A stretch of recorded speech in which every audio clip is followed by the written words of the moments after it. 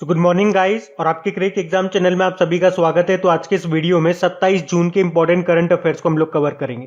तो देखिए हमारा पहला प्रश्न क्या है और बड़ा इंपॉर्टेंट प्रश्न है कि हाल ही में जारी स्मार्ट सिटी अवार्ड 2020 में पहले स्थान पे कौन रहा।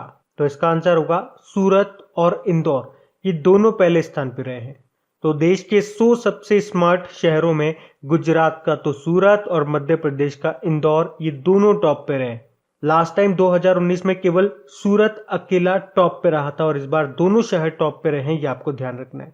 और देखिए अगर राज्यों में बात करेंगे तो उत्तर प्रदेश टॉप पे रहा है, सेकंड पे मध्य प्रदेश और थर्ड पे रहा तमिलनाडु। इसके अलावा इंदौर को इनोवेटिव आइडिया अवार्ड भी दिया गया और अहमदाबाद को स्मार्ट सिटीज लीडरशिप अवार्ड मिला है।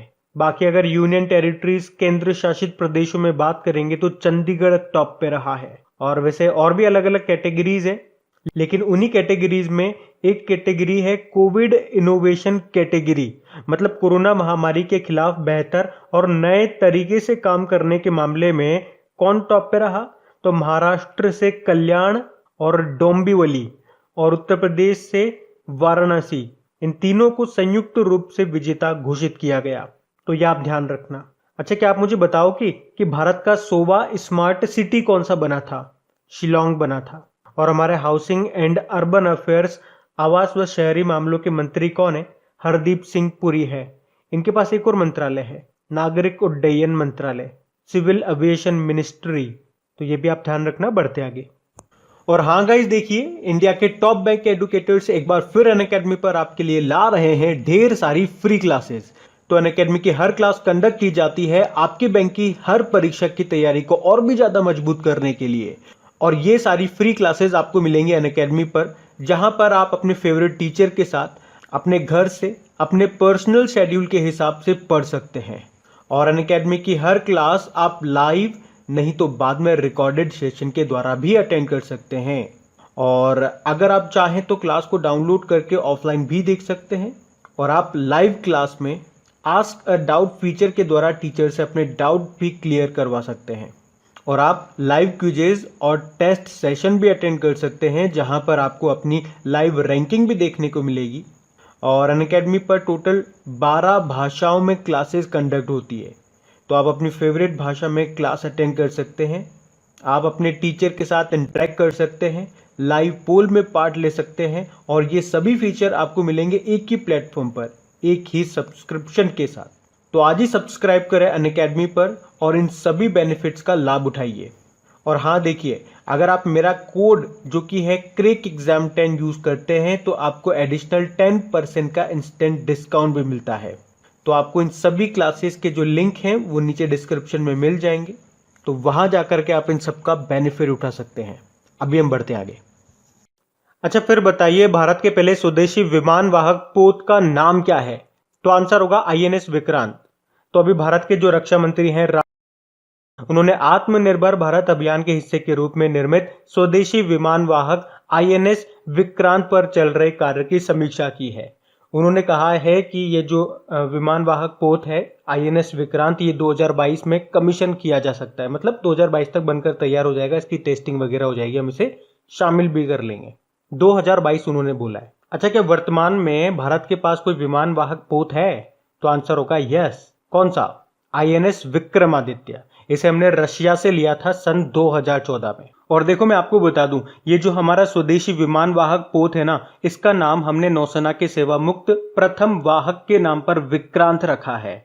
मतलब वो जो आईएनएस विक्रांत था वो हमने ब्रिटेन से लिया था 1957 में, जिसने 1971 में जो भारत पाकिस्तान का युद्ध हुआ था उसमें पाकिस्तान के छक्के छुड़ा दिए थे। फिर उसे 1997 में रिटायर कर दिया गया था। और शायद अभी आपको याद भी होगा कि मुंबई गेटवे ऑफ इंडिया के पास में तैरते हुए संग्रहालय के रूप में उसे बदल दिया गया और उसका नाम आईएमएस विक्रांत कर दिया। आईएमएस मतलब इंडियन म्यूजियम शिप। तो उसी के नाम पर ये जो भारत का पहला स्वदेशी विमान वाहक पोत है, इसका नाम हमने आईएनएस विक्रांत रखा है। इसे हम खुद बना रहे हैं, मतलब इसके डिजाइन से लेकर इसके निर्माण में जो इस्तेमाल होने वाली चीजें हैं, जो स्टील वगैरह है, उससे लेकर इसमें जो हथियार वगैरह सेंसर वगैरह जो यूज होंगे वो सब हमारा होगा। तो ये ध्यान रखना। बाकी आईएनएस राजपूत भारत का पहला विध्वंसक जहाज डिस्ट्रॉयर था ये। इसे अभी रिटायर कर दिया गया। INS सह्याद्री के बारे में बात करेंगे तो अभी फ्लीट अवार्ड्स फंक्शन 2021 में सर्वश्रेष्ठ जहाज बेस्ट शिप का अवार्ड मिला था इसको। अच्छा, नेवल चीफ कौन है हमारे? करमबीर सिंह हैं। और भारतीय नौसैनिक दिवस इंडियन नेवल डे कब मनाते हैं? 4 दिसंबर को। ये भी ध्यान रखना, बढ़ते हैं आगे। अच्छा, फिर बताइए अभी हाल ही में टोक्यो ओलंपिक में क्वालिफाई करने वाली पहली जूडो खिलाड़ी कौन बन गई है? तो आंसर होगा सुशीला देवी। इनका पूरा नाम है सुशीला लिकमाबम, जो टोक्यो ओलंपिक में क्वालिफाई करने वाली पहली जूडो खिलाड़ी बन गई है। और देखो यहाँ पे मैं आपको बता दूं कि सुशीला देवी से पहले अवतार सिंह इकलौते जूडो खिलाड़ी रहे हैं ओलंपिक में भारत को रिप्रेजेंट करने वाले। उन्होंने 2016 में जो रियो ओलंपिक हुए थे उसमें पार्टिसिपेट किया था। और अब सुशीला देवी का नाम याद रखना है। बाकी टोक्यो ओलंपिक अभी होने वाले हैं और इसके शुभंकर क्या है? मैस्कॉट मिराई तोबा और सोमाइती। ये समर ओलंपिक हैं। इसके बाद समर ओलंपिक कब होंगे? 2024 में पेरिस में होंगे वो। उसके बाद 2028 में होंगे लॉस एंजलिस में। और 2032 वाले ये कहाँ पे होंगे? ब्रिस्बेन ऑस्ट्रेलिया में होंगे। अच्छा, अभी हम लोगों ने कल परसों ही पढ़ा है कि टोक्यो 2020 की भारतीय ओलंपिक टीम का ऑफिशियल सॉन्ग क्या है? तो आंसर होगा लक्ष्य तेरा सामने है, जिसे गाया है मोहित चौहान ने। अच्छा, चलिए आप तो बताइए, टोक्यो ओलंपिक में क्वालिफाई करने वाली भारत की पहली नाविका का नाम क्या है? नेत्रा कुमानन है। उसी तरह से टोक्यो ओलंपिक में क्वालिफाई करने वाली भारत के पहले घुड़सवार कौन है? फवाद मिर्जा है। भारत के पहले पहलवान के बारे में पूछेंगे तो आंसर करना विनेश फोगाट। भारत के पहले तलवारबाज कौन है? भवानी सिंह है। और भारत की पहली वेट लिफ्टर कौन है? मीराबाई चानू है। तो उसके अलावा आप अरुणा तंवर का नाम भी याद रखना। ये टोक्यो पैरालंपिक में क्वालिफाई करने वाली भारत की पहली ताइक्वांडो प्लेयर बनी है। अच्छा, चलिए एक प्रश्न का जवाब आप मुझे दो कि टोक्यो ओलंपिक में कुश्ती में अंपायरिंग करने वाले एकमात्र भारतीय रेफरी कौन बने हैं? उसके अलावा ओलंपिक में पदक जीतने वाली पहली भारतीय महिला रेसलर कौन है? तो ये भी आप ध्यान रखना, कर्नम मलेश्वरी है इनका नाम। बढ़ते आगे। फिर बताइए हाल ही में किसने द स्टार्टअप वाइफ नाम की बुक को लिखा है? तो आंसर होगा तहमीमा अमन ने। तो द स्टार्टअप वाइफ नाम की बुक को तहमीमा अमन ने लिखा है। और इस बुक में उन्होंने बताया कि जो महिलाएं जिनकी शादी हो जाती है, फिर वो अगर कोई स्टार्टअप शुरू करती है तो उन्हें किन किन समस्याओं का, किन किन चैलेंजेस का सामना करना पड़ता है। इस बुक में उन्होंने ये सब बताया है। बाकी डॉक्टर कृष्णा सक्सेना की बात करेंगे। My joys and sorrows as a mother of a special child नाम की बुक को लिखा है इन्होंने। ताहिरा कश्यप खुराना की बात करेंगे तो the 7 since of being a mother नाम की बुक को लिखा है इन्होंने। और शरण कुमार लिम्बाले, अभी 30वां सरस्वती सम्मान मिला था इन्हें इनके मराठी उपन्यास सनातन के लिए। इसी तरह से एक शरद पगारे का नाम भी आपको याद होगा, जिन्हें 31वां व्यास सम्मान मिला था उनके उपन्यास पाटलिपुत्र की सम्राज्ञी के लिए। और एक और नाम मैं आपको बताऊं तो मोहन कृष्ण बोहरा, ये नाम भी मैं आपको कई बार बता चुका हूं। 30वां बिहारी पुरस्कार मिला इन्हें इनके उपन्यास तस्लीमा संघर्ष और साहित्य के लिए। बढ़ते आगे। अच्छा, फिर बताइए अभी हाल ही में कौन सा देश अंतरराष्ट्रीय सौर गठबंधन फ्रेमवर्क समझौते यानी कि international solar alliance framework agreement की पुष्टि करने वाला, यानी कि उसे रेक्टिफाई करने वाला पहला देश बन गया है? तो आंसर होगा डेनमार्क। आपको याद होगा 2015 में कॉन्फ्रेंस ऑफ पार्टीज 21 में पेरिस समझौता हुआ था। और उसी पेरिस समझौते में भारत और फ्रांस ने मिलकर के अंतरराष्ट्रीय सौर गठबंधन की स्थापना की थी। और स्थापना के समय कर्क रेखा और मकर रेखा के बीच में जो देश आते हैं उनको इसमें शामिल किया गया था, जिन्हें प्रधानमंत्री नरेंद्र मोदी ने सूर्यपुत्र भी नाम दिया था। लेकिन अब इसमें किसी भी देश को शामिल किया जा सकेगा। ये फ्रेमवर्क साइन हो चुका है। एक्चुअली में 8 जनवरी 2021 को ये जो international solar alliance framework agreement है, इसमें संशोधन लागू होने के बाद डेनमार्क अभी पहला देश बन गया है इसकी पुष्टि करने वाला। ये आपको ध्यान रखना है। बाकी इंटरनेशनल सोलर अलायंस, इसका हेडक्वार्टर मिलेगा आपको गुरुग्राम हरियाणा में। और सबसे इंपॉर्टेंट पॉइंट, इसके पहले महानिदेशक कौन बने अभी? तो याद रखना अजय माथुर बने हैं। ये बड़ा इंपॉर्टेंट पॉइंट है। अब यहाँ पे बात डेनमार्क की है तो ये रहा मैप में डेनमार्क। देखो डेनमार्क की कैपिटल क्या है? कोपेनहेगन है। और कोपेनहेगन से आपको कुछ याद होगा, हमने पढ़ा था ये जो कोपेनहेगन है ये भविष्य में पानी में डूब जाएगा। और इसी के लिए अभी डेनमार्क ये लिटेन होम नाम से कृत्रिम एक आर्टिफिशियल आइलैंड बना रहा है जो कि 2070 तक बन करके तैयार हो जाएगा। और इस आइलैंड में लगभग 35,000 लोग रह पाएंगे। ये इसकी कैपेसिटी है। इसकी करेंसी क्रोन है। प्रधानमंत्री मेटे फ्रेडरिक्सन है। चलिए एक प्रश्न का जवाब दीजिए। दुनिया का सबसे बड़ा सोलर ट्री ये कहां पे स्थापित किया गया? तो याद रखना पश्चिम बंगाल के दुर्गापुरा में। बढ़ते हैं आगे। अच्छा फिर बताइए, कवल प्लस कार्यक्रम ये किस राज्य की पहल है? तो आंसर होगा केरल। तो ये केरल सरकार की योजना है। एक्चुअल में इसे दिसंबर 2020 में केरल के 2 जिलों में शुरू किया गया था। कौन कौन से में? तिरुवनंतपुरम और पलक्कड़ में इसको शुरू किया गया था पायलट बेसिस पे।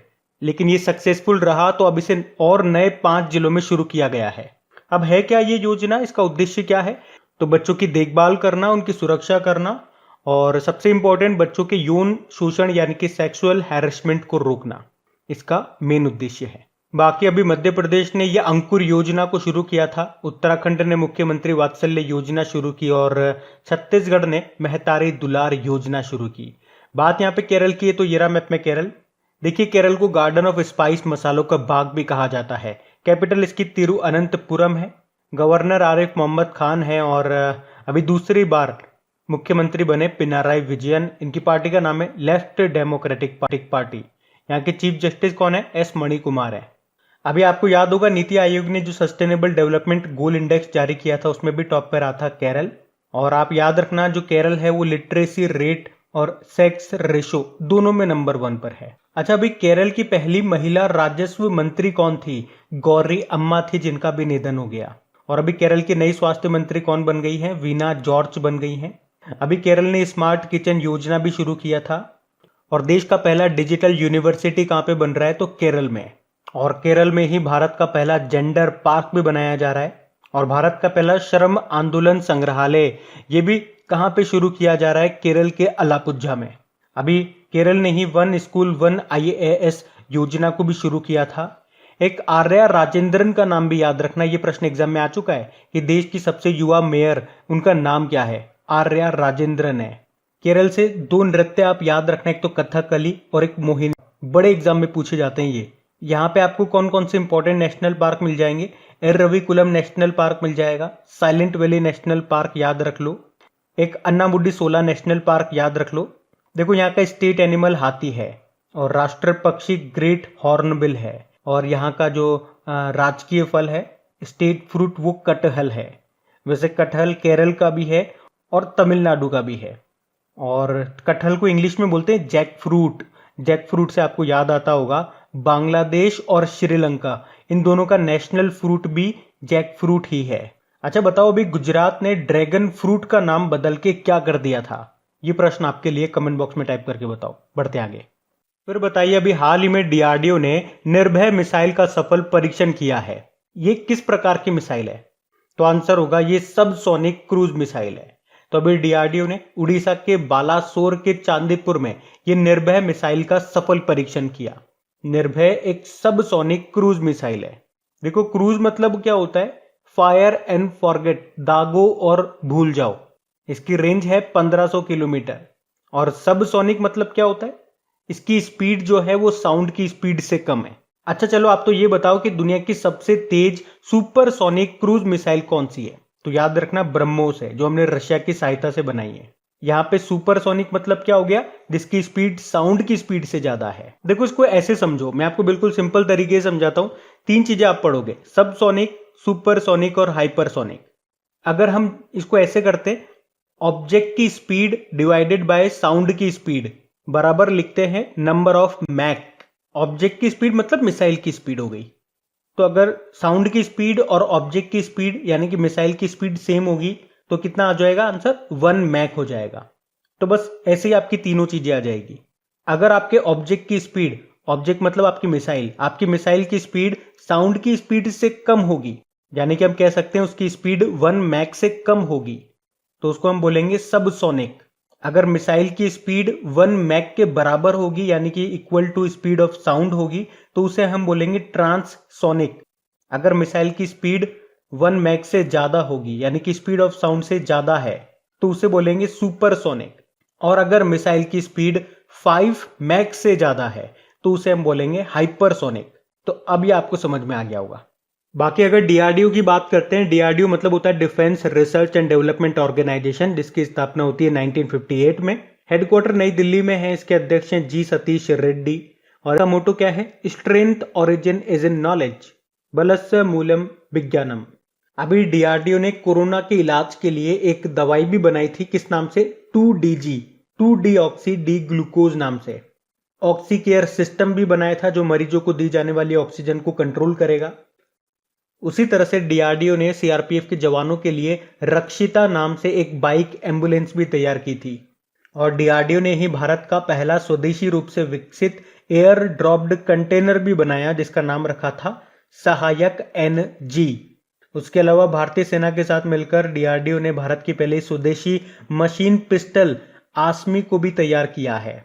तो ये भी आप ध्यान रखना पड़ते हैं। फिर बताइए, अभी हाल ही में जाम्बिया में भारतीय उच्चायुक्त यानी कि हाई कमिश्नर के रूप में किसे नियुक्त किया गया? तो आंसर होगा अशोक कुमार को। तो अशोक कुमार वैसे तो ये वर्तमान में जिबूती में भारतीय राजदूत है, इंडियन एम्बेसडर है, लेकिन अभी इनको जाम्बिया में भारतीय उच्चायुक्त हाई कमिश्नर के रूप में नियुक्त किया गया है।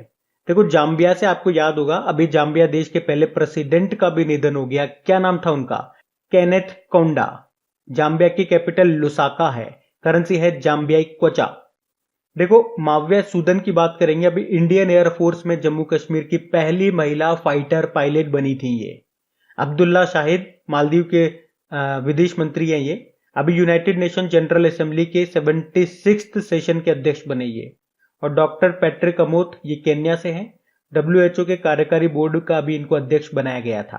तो ये भी ध्यान रखना, ये बड़े इंपॉर्टेंट नाम है। बढ़ते आगे। अच्छा बताइए, कौन सा देश 9वें एशियाई मंत्री स्तरीय ऊर्जा गोलमेज सम्मेलन यानी कि Asia ministerial energy round table की मेजबानी करेगा? और ये इसका 9वां एडिशन होगा। तो आंसर होगा इसका भारत। और कब करेगा? अगले साल। तो भारत अगले साल यानी कि 2022 में 9वीं एशियाई मंत्री स्तरीय ऊर्जा गोलमेज सम्मेलन का आयोजन करने वाला है। लास्ट टाइम यानी कि इसके जो 8वें एडिशन हुआ था, जो इसकी 8वीं बैठक हुई थी, वो 2019 में हुई थी, जिसकी मेजबानी की थी यूनाइटेड अरब अमीरात ने। यूनाइटेड अरब अमीरात के आबू धाबी में हुई थी। और अब ये 9वीं बैठक 2022 में होगी भारत में। वैसे इस साल भारत क्या किसी की मेजबानी कर रहा है? तो आंसर होगा यस। इस साल भारत 13वीं ब्रिक्स सम्मेलन की मेजबानी कर रहा है। अच्छा, भारत G20 समिट को कब होस्ट करने वाला है? 2023 में। अभी 2020 में सऊदी अरब ने किया था। इस साल 2021 में इटली कर रहा है। अगले साल इंडोनेशिया करेगा और उसके बाद 2023 में भारत करेगा। इस साल आसियान समिट को होस्ट कौन कर रहा है? ब्रुनेई कर रहा है। और नाटो समिट जो इस बार होगा, जो इसका 31वां एडिशन होने वाला है, उसको होस्ट कर रहा है कौन? Brussels, Belgium. और शंघाई कोऑपरेशन ऑर्गेनाइजेशन की जो इस साल बैठक होने वाली है, इसको कौन होस्ट कर रहा है? दुशानबे कर रहा है। तो ये भी आप ध्यान रख सकते हैं। बढ़ते हैं आगे। अच्छा, फिर बताइए, अभी हाल ही में अंतरराष्ट्रीय नाविक दिवस, जिसे इंग्लिश में बोलते हैं डे ऑफ द सीफेरर, ये कब मनाया गया? तो आंसर होगा 25 जून को। और इसे मनाने का उद्देश्य क्या है? समुद्री यात्रा के दौरान नाविकों के सामने आने वाली खतरों के बारे में जागरूकता पैदा करना और जनता को इसके बारे में शिक्षित करना। और इसकी थीम रही नाविक शिपिंग के भविष्य के मूल हैं, यानी कि seafarers at the core of shipping's future. अच्छा, इसी से रिलेटेड अगर आपसे पूछा जाए, राष्ट्रीय समुद्री दिवस कब मनाया जाता है? नेशनल मैरीटाइम डे, तो 5 अप्रैल को मनाया जाता है। उसके अलावा अगर पूछा जाएगा वर्ल्ड मैरीटाइम डे, विश्व समुद्री दिवस, ये कब मनाया जाता है? तो इसका कोई फिक्स नहीं है। ये सितंबर के लास्ट थर्सडे को मनाया जाता है। इस साल पूछोगे तो 30 सितंबर को मनाएंगे। लास्ट टाइम हमने 24 सितंबर को मनाया था। और वर्ल्ड ओशियन डे, विश्व महासागर दिवस, ये अभी हमने 8 जून को मनाया था। तो ये आप ध्यान रखना। बढ़ते हैं आगे। फिर बताइए, हाल ही में किसने विंडोज 11 को लॉन्च किया है? तो आंसर होगा माइक्रोसॉफ्ट ने। तो अभी माइक्रोसॉफ्ट ने आधिकारिक तौर पर ऑफिशियली अपना नया विंडो ऑपरेटिंग सिस्टम विंडो 11 को लॉन्च कर दिया है। और इसे विंडोज की अगली पीढ़ी कहा जा रहा है। अभी जो विंडो 10 ऑपरेटिंग सिस्टम आप यूज करते हो, उसे कब लॉन्च किया गया था? उसे जुलाई 2015 में लॉन्च किया गया था। और अब विंडो 11 भी आ गया है। और ये जो विंडो 11 है, ये विशेष है क्योंकि ये एक नया यूजर इंटरफेस और एक नए विंडो स्टोर और प्रदर्शन में सुधार पर केंद्रित है। अच्छा, माइक्रोसॉफ्ट का हेडक्वार्टर कहाँ पर है? वॉशिंगटन, यूएस में है। इसके सीईओ सत्या नडेला हैं। अभी आपको याद भी होगा, हमने पढ़ा भी था कि $2 ट्रिलियन के बाजार पूंजीकरण मार्केट कैपिटलाइजेशन को छूने वाली ये तीसरी कंपनी बन गई है विश्व की। पहली सऊदी अरामको है और दूसरी है एप्पल। तो ये भी ध्यान रखना, बढ़ते आगे। अच्छा बताइए, अभी हाल ही में रक्षा मंत्री राजनाथ सिंह जी ने किस राज्य में एशिया का सबसे बड़ा नेवल बेस बनाए जाने की घोषणा की है? तो आंसर होगा कर्नाटक में। और कर्नाटक में कहां पे? कर्नाटक के कारवार नाम के स्थान पर एशिया का ये सबसे बड़ा नेवल बेस बनाया जा रहा है। और देखिए, अगर आपसे पूछा जाए कि ये एशिया का सबसे बड़ा नेवल बेस ये किस प्रोजेक्ट के तहत बनाया जा रहा है, तो प्रोजेक्ट सी बर्ड के तहत। अब बनाया जा रहा है ये कर्नाटक में, और कर्नाटक को भी एक आध दिन पहले हमने डिटेल में पढ़ा था। तो अब बात करेंगे हम कल के वीडियो में पूछे गए प्रश्न के उत्तर की। तो कल के वीडियो में आपसे पूछा गया था कि किस राज्य में देश का 52वां टाइगर रिजर्व बनाया गया है? तो आंसर होगा राजस्थान में। आप सभी ने प्रश्न का बिल्कुल सही उत्तर दिया है। और गाइस देखिए, अगर सेशन अच्छा लगा है तो इसे लाइक जरूर कीजिएगा। और हाँ, सबसे इंपॉर्टेंट बात, इसे आप शेयर जरूर करना। जो भी आपका स्टडी ग्रुप हो गया, चाहे व्हाट्सएप पे, चाहे फेसबुक पे, या अगर टेलीग्राम आप यूज करते हैं, तो वहां पे प्लीज एक बार इस वीडियो के लिंक को शेयर जरूर कर देना।